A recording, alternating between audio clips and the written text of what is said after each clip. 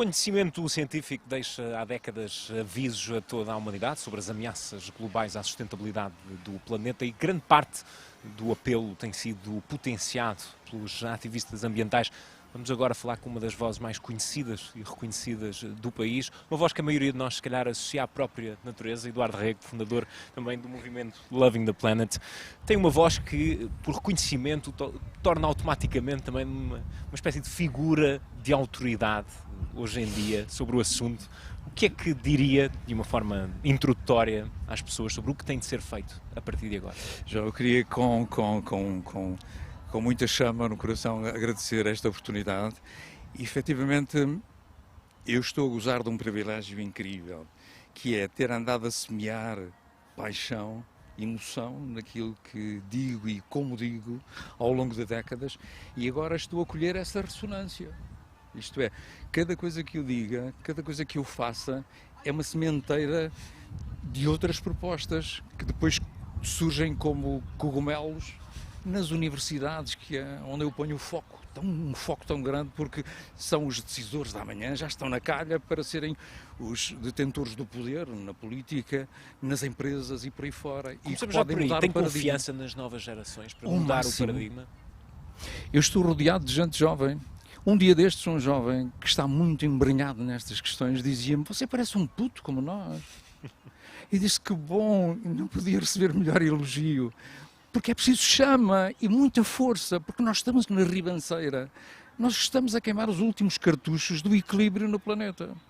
E se não fizermos... Foi o que o levou a criar este movimento, o Loving the Planet. Eu levei uma rasteira das melhores que é possível apanhar, não é? Receber, da Universidade do Porto, um belo dia, há uns 3 anos e picos, quando fui convidado para moderar um ciclo de conferências sobre as questões do planeta com a nata do nosso conhecimento. Eu ia para lá sexta-feira, sempre ao hotel marcado, viagens e por aí fora, e aquilo foi um tremendo sucesso. E eu dei comigo a pensar: eu tenho que fazer algo mais do que ficar apenas reduzido a um estúdio, por muito encantador que seja o meu trabalho. E começou toda esta caminhada aí. Eu comecei, metaforicamente, a folhear o planeta a nível das grandes organizações que trabalham estas questões, não é? Que dão tudo pelo equilíbrio, e não encontrei nenhuma com aquele registro português do abraço holístico, galvanizador, capaz de, como os nossos homens de 500 fizeram, puseram-se, agora não à estrada, mas ao mar, e ganharam novas terras para o mundo. E eu estou a fazer isso com o Loving the Planet. Não é? E o que é que distingue o Loving the Planet dos outros? Muito rapidamente eu percebi que aquilo que me distinguia era a capacidade de comunicação. E, portanto, paulatinamente tenho vindo a construir esta plataforma, digamos assim, comunicacional que faltava, não é? Em que nós, como que no mesmo altar da paixão, digamos assim, trabalhamos esta liturgia do encontro de culturas. A globalização, por exemplo, deu-nos imensas coisas boas, mas andamos à batatada uns com os outros a nível das guerras comerciais e por aí fora, não é? A gente não se entende. Aliás, nós estamos a viver, em termos históricos, estamos a viver um tempo que é seguramente o mais eivado de mentiras, o mais fútil, proporcionalmente aquilo que nós estamos a ganhar em conhecimento, estamos a perder em sabedoria. Acredita que nesta era de hiperinformação, hipercomunicação, há mensagens como esta que se perdem um pouco? Perdem imenso porque nós estamos completamente absorvidos pela tecnologia, que tem coisas boas, muito boas, mas quando eu me lembro que o profeta Einstein dizia: virá o tempo em que a tecnologia quebrará as relações humanas, nós sabemos que isso acontece, não é? E surgirá uma sociedade de loucos. Nós nunca tivemos tanta gente num corrupio para os consultórios médicos para fazer a sua terapia a nível da mente, dos equilíbrios pessoais, de tudo. É absolutamente incrível como nós chegamos aqui. Nós estamos a viver naquilo que eu chamo a Pangeia virtual. Nós estamos a perder o pé, não é? E a viver lá em cima. E nesta Pangeia virtual, como é que pretende dar o abraço com o seu movimento? O abraço que falava há pouco. João, se me permitir, podíamos recorrer a este roll-up que está aqui por trás. Eu criei esta organização, esta ONG, com duas faces. Que eu saiba, nunca ninguém fez uma organização dando-lhe dois nomes. Eu chamei-lhe Loving the Planet, que é a paixão com a qual toda a gente concorda e se revê-se nela. E depois criei a GAL. O que é a GAL? Tenho que ir à história e, muito longe, ao século XVII, há a ideia do Padre António Vieira, esse grande orador filósofo, que previu a existência de um Portugal imenso. Curiosamente, no século XX, 1974, o Chico Buarque canta o imenso Portugal, né, no pós-25 de Abril. Mas de permeio toda a gente, vários grandes oradores, grandes filósofos, escritores, nomeadamente, retomam essa ideia. Fernando Pessoa, José Saramago, o professor Agostinho da Silva, grandes nomes, falam disto. Nós temos no nosso ADN, nós portugueses, temos esta capacidade de abraço como ninguém. Se calhar não é impunemente que, ou por acaso, que o António Guterres está na ONU. Tudo isto concorre para que este seja o momento em que nós damos cartas, porque temos... E coincide aqui com a celebração do Dia de Portugal. Do Dia de Portugal. E o que é a GAL? É justamente isso. Eu tirei as últimas três letras da palavra Portugal e criei a grande Alliance for Life. Isto é, eu não quero fazer sozinho esta ONG gigante, holística, global. Não quero. Tem de ir para lá das fronteiras. Toda a gente é chamada a fazer exército comigo, porque isto é uma cruzada monstruosa. Nós só conseguimos este objetivo se de facto dermos as mãos, sob pena de ficarmos pelo caminho, não é? E já tem cruzado as fronteiras para... Já tenho gente na Amazónia. É. Eu ponho de facto muito foco nas universidades, porque as universidades têm toda essa matéria-prima dos jovens que estão hoje mais sensíveis do que nunca para esta realidade do equilíbrio, sob pena de não termos futuro, equilíbrio que passa pela água, equilíbrio que passa pelo plástico, pela contenção das más práticas, por tudo aquilo que é alternativo ao que tem sido nefasto para o planeta. E, portanto, essa gente está com esse foco muito vibrante, muito à flor da pele, e não é por acaso que eu tenho à minha volta tanta juventude, justamente essa que tem dado provas nas universidades de que é capaz. E esta é uma pergunta difícil, é uma pergunta muito abrangente, mas é uma pergunta difícil. Como é que vê o combate pelo clima hoje em dia? O que é que o preocupa sobretudo e que tem urgentemente de ser repensado e mudado? Eu, curiosamente, vejo tudo isto de uma forma muito positiva. O copo meio cheio. O copo meio cheio. Tenho imensas propostas, muito bonitas, e que estão a ser muito acarinhadas pelas empresas, não é? Eu vou aflorar aqui uns quantos exemplos, muito poucos para não alongar demasiado, mas, para mim, a sustentabilidade é comportamental. Isto é, todo o problema está a montante. Nós temos esta velha mania de resolver as coisas a jusante. É o que vemos, vamos tentar aqui resolver umas coisas, por aqui uns pensos e por aí fora. Eu vejo a coisa mesmo no início. Eu fui convidado para o primeiro grande encontro dos empresários produtores de plástico. E eu não ia propriamente para falar, mas alguém alvitrou que, já que lá estava, poderia ser eu a abrir o certame.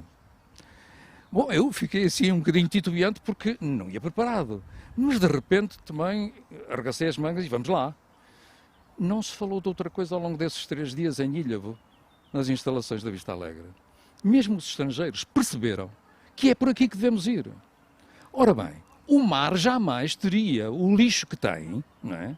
Se as pessoas na praia tivessem bons comportamentos e se os rios, que começam puros na fonte, não tivessem pelo caminho gente a conspurcar a água. As empresas, por exemplo. com os químicos, isto e aquilo, que acabam por estragar a vida. Os rios são autênticos cenários de biodiversidade fantástica. E nós estamos a estragar tudo. A ver a importância do comportamento. Para mim, a sustentabilidade é comportamental. Ponto final. E isso é preciso. E isto não se legisla. Tenho que tocar fundo no coração das pessoas. Mas a legislação pode ajudar. E aí era aí que eu queria chegar. É preciso educação ambiental? É preciso implementar isto desde cedo, desde a raiz? Sim. Nós da comunicação social somos, porventura, os detentores da batuta para a mudança de paradigma. E eu vou já explicar porquê. Está para sair o primeiro caminhão do lixo elétrico que vai levar nas laterais este logotipo, Loving the Planet, com 5 estrelas, sinal de que aquele produto merece o carinho de todos. E eu estou a ver a fila que os vários municípios vão fazer para obter esta chancela, este galardão. E isto é comunicação. Nós temos que seduzir através da comunicação. E lá está, o concurso de nós todos que andamos nestas lides para realmente produzir a mudança. Depois está na calha também, já está a ser muito bem aceito, lá está, pelos produtores de plástico, para que o produto, sendo certo que o produto vai ser muito amigo do ambiente, o mais próximo, muito reciclável, muito amigo do ambiente, e vai ser um copo que reproduz o globo. É uma bolinha, desde já simpática, não é? E que tem uma linha no meio, no bojo, que mais ou menos reproduz a linha do Equador. Que para mim, metaforicamente, lá está, mais uma vez, é a linha do equilíbrio. E vamos fazer toda esta comunicação nas escolas, dando o copo, não é? Chamando as autarquias para a ajuda nesta campanha, e vamos pedir às crianças que encham o copo até meio, ou ponham até a água apenas até meio do copo, onde está a linha do Equador. É muito fácil, porque visualmente é fácil de definir, e com essa água, com o meio copo apenas, sem deixar a água a correr na torneira, conseguem lavar os dentes. Está a imaginar, cheio, exatamente, está a imaginar todo, sei lá, todo o decor apaixonante que se vai criar em volta de uma coisa destas. Eles vão levar o copo para casa ou vão querer levá-lo. Nós vamos poder depois pejar tudo isto nos hotéis, encher os vários sítios em que passa o público e de repente há aqui toda uma onda de entusiasmo para que a coisa mude. E com isso despertar as consciências. São estas coisas que de vez em quando me vêm à cabeça, às vezes até em sonho de noite, que depois no dia seguinte eu tento passar para o papel, mostrar, partilhar e que vão mudar seguramente comportamentos. Falou aqui dos mais novos, eles têm mais ferramentas ao dispor hoje em dia para fazer a diferença? Muito mais, porque eles conseguem perceber de uma maneira muito pura, eles estão muito próximo da fonte do rio, da nascente, e portanto estão muito mais, sei lá, como, mais uma vez usando uma imagem, estão muito mais esponja, agarram muito mais este líquido, este fluido emocional que nós estamos a imprimir às ações que concorrem para o equilíbrio do planeta, não é? Estão muito mais sensíveis a isso, e tenho a certeza que se eu agarrar esses peixinhos, não é, com o meu anzol, eu vou seguramente apanhar a sociedade inteira. E o que é que potenciou isso? Foi o acesso mais fácil, mais direto à informação que eles têm? Quando vemos hoje imagens de jovens ativistas influenciados, se demos aqui um exemplo concreto de Greta Thunberg, por exemplo, influenciados por adolescentes que movem massas, é o acesso mais direto à informação, em comparação com outras gerações? É também isso, muito embora eu acrescente um pouco de valor, modéstia à parte, à Greta, por exemplo. No sentido do empenho? No sentido do empenho e da felicidade imanente. Isto é, eu não gosto de ver a causa da Greta de uma maneira triste. Se fosse minha filha, eu fazia tudo para que ela fosse mais feliz. Primeiro. E depois passasse a mensagem de felicidade. Eu não consigo dissociar as coisas. Eu tenho que ser bom primeiro para passar a bondade que tenho para os outros. Não é? Eu tenho que ter todo um capital que me permita depois ser genuíno na transmissão. E eu penso que a Greta falha um pouco nisso. Não é por culpa dela, é por culpa eventualmente do contexto, de toda uma falange que vai atrás e não sei o quê. Eu prefiro uma coisa mais positiva. não é? Porque tenho a certeza que, através do amor, Loving the Planet, que é a energia mais transformadora que existe, nós sabemos disso nas relações humanas. Sempre que o amor está presente, nós movemos montanhas. É verdade, João, não é? Tem sua força, exatamente. Tem uma força incrível. Capacidade transformadora. E eu gostava, se a Greta um dia quiser vir para as minhas fileiras, eu vou pedir-lhe que ela seja mais feliz e que ponha um sorriso permanente no seu rosto. Aqui, já tocámos aqui em vários temas, estamos imensos, ao sabor da conversa. Imensos. A primeira fase da pandemia, falou-se disto, e o primeiro confinamento do ano passado tiveram efeitos de redução dos níveis de poluição. Na altura falou-se de uma mudança de paradigma. Houve mesmo ou foi algo que ficou e desapareceu rapidamente? Assim? É um bocadinho maquilhagem. Vamos lá ver. Nós estivemos quase a atingir o ponto de não retorno, não é? E veio a pandemia. Apetece dizer em boa hora. Porque o planeta voltou a ser mais azul. Porque a atmosfera que propicia a vida na Terra, não é? Não é por acaso, e permitam-me que eu faça isto, aqui há meia folha que está na atmosfera daquele globo, ok? É este casamento de meia folha ao nível do solo e meia folha na atmosfera, este casamento das partes que propicia ou torna possível a existência de vida no nosso planeta maravilhoso. Ora bem, a pandemia de facto foi um safanão enorme porque nós estávamos aqui em perfeita roda livre. E não havia reflexão, a gente não parava para pensar. E aquilo permitiu parar. Curiosamente, a própria pandemia depois trouxe-nos aspectos muito nefastos para o planeta. Nós hoje usamos a máscara e a maioria das pessoas... A própria máscara tornou-se num objeto poluidor. É lixo, é lixo. Não é por acaso que nós estamos a apostar nesta máscara, Loving the Planet, que suporta uma centena de lavagens, é feita a partir do lixo marinho, com a ajuda dos pescadores. Estão a ver todo este rosário de empenhamento que depois chega a um laboratório em Guimarães, não é? E torna isto possível. Mas não apenas na máscara, no calçado de excelência, na roupa de excelência que nós estamos a produzir. Toda esta gente que se revê na paixão Loving the Planet não quer outra coisa agora. Eles não perdem a sua identidade, mas entram numa órbita diferente de mudança de paradigma para o equilíbrio do planeta. Foi algo que pode ter vindo para ficar, de certa forma.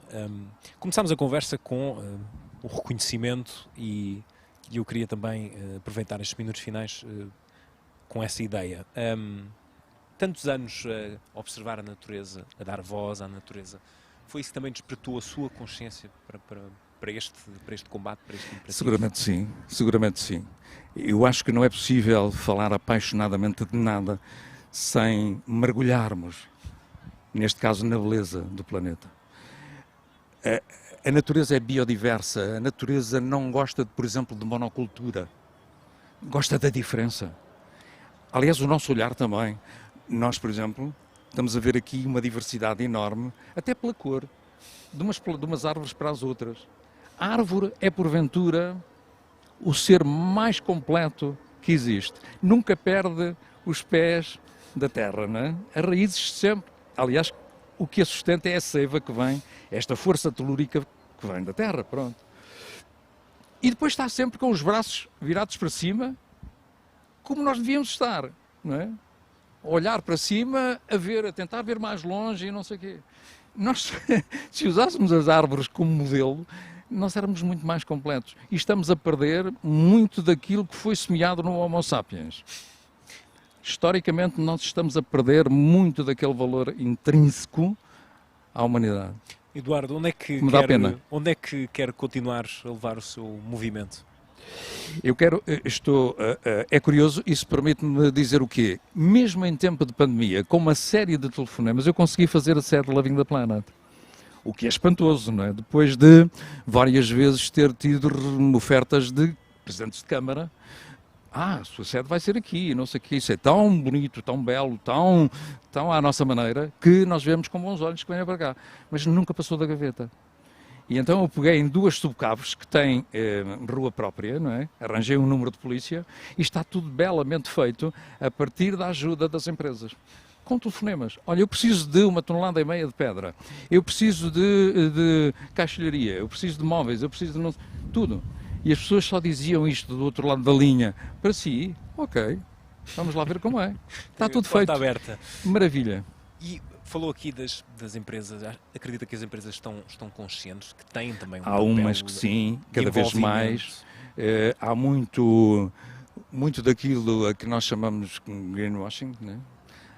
Há muita gente a aproveitar-se para ficar bem na fotografia, mas há pessoas genuinamente focadas nesta mudança. E eu só quero essas. Eu só quero ligar os melhores. Porque senão não há mudança de paradigma. Senão continuamos a ter uma sociedade palavrosa e pobre de conteúdos. Que não passa das palavras. E eu quero passar das palavras. Muito bem. Eu um dia fui, e estamos em solo lisboeta, eu um dia fui com uma embaixada do Parque das Nações à Câmara de Lisboa. E puseram este projeto nos píncaros. Disseram-me, o vereador, no caso, o vereador do Ambiente, Eduardo, diga-me o que precisa e nós damos-lhe o melhor lugar do Parque das Nações para criar um edifício, fundar um edifício, construir um edifício, para fazer aquilo que para si é a menina dos olhos. E disse, muito bem, dentro de umas semanas tem aqui o projeto. Este está lá há 3 anos. E fiquei encantado porque é qualquer coisa de absolutamente grandioso, justamente a cereja em cima do bolo de tudo aquilo que nós temos para aqui a comentar e que se chama Santuário da Consciência Global. Isto é absolutamente bombástico. E porquê santuário? Por 2 coisas.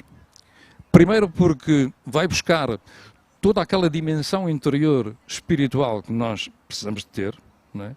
E sem a qual nós não somos ninguém ou quase ninguém. E depois, porque também chamamos santuário da natureza a um determinado espaço que é muito rico em biodiversidade. Nós, os que gostamos da natureza, os biólogos, que são para mim os médicos de clínica geral, destas incidências todas do corpo chamado planeta, esse espaço é sempre de louvar, de enaltecer, de tudo. E eu quero muito fazer. Eu já tive acenos do estrangeiro para que o Santuário da Consciência Global seja no Dubai, na Bélgica, whatever. Mas eu não quero, eu quero que seja em Portugal. Em Portugal. Nós temos o tal ADN de que falava há pouco. Nós temos este abraço como ninguém tem. Falávamos há pouco, e é bom ser português, é a ênfase que quer dar no Dia de esta Portugal. mensagem. É porventura a proposta mais inovadora, historicamente mais rica que nós podemos trazer para o debate. É toda esta proposta de encontro, esta visão holística de um planeta que precisa de ser amado e os portugueses têm esse condão, não é? Acho que podemos fazer este exercício, mais uma vez, apaixonado, de que temos o condão de ir à história, beber nos tempos áureos do passado, beber, trazer outra vez. Porque isto tudo é um rio, a vida é isto. É também esse o rap que quer lançar com o seu movimento? Eu quero muito fazer este edifício. Este edifício, se me permite, é o seguinte, uma abóbada representando o hemisfério norte, tem 2 pisos acima do solo e depois mais 1 ou 2 abaixo. E o que é isto? No fundo reproduz aquilo que nós verbalizamos tanto, mas não materializamos ainda, que é a casa comum. Falamos muito de casa comum, falta fazê-la. E eu quero que aquela casa seja o ponto de romaria, a nova Meca, a nova Roma, o que quiserem de encontro das culturas. Porque a grande riqueza da humanidade está na diversidade das culturas. Nós podemos complementar-nos, nós podemos ser muito mais felizes ao cimo da Terra se fizermos este exercício do encontro. Não é? Isto é tudo feito com placas fotovoltaicas para tornar autossustentável o edifício e, curiosamente, em cima de uma folha gigante para nos lembrar que nunca podemos dissociar a natureza de todos os nossos ditames ou propósitos. E acho que é uma bonita proposta para encerrarmos a nossa conversa. Muito obrigado, foi um prazer estar aqui. Por ter estado à conversa. Continua a acompanhar-nos já a seguir. Muito obrigado.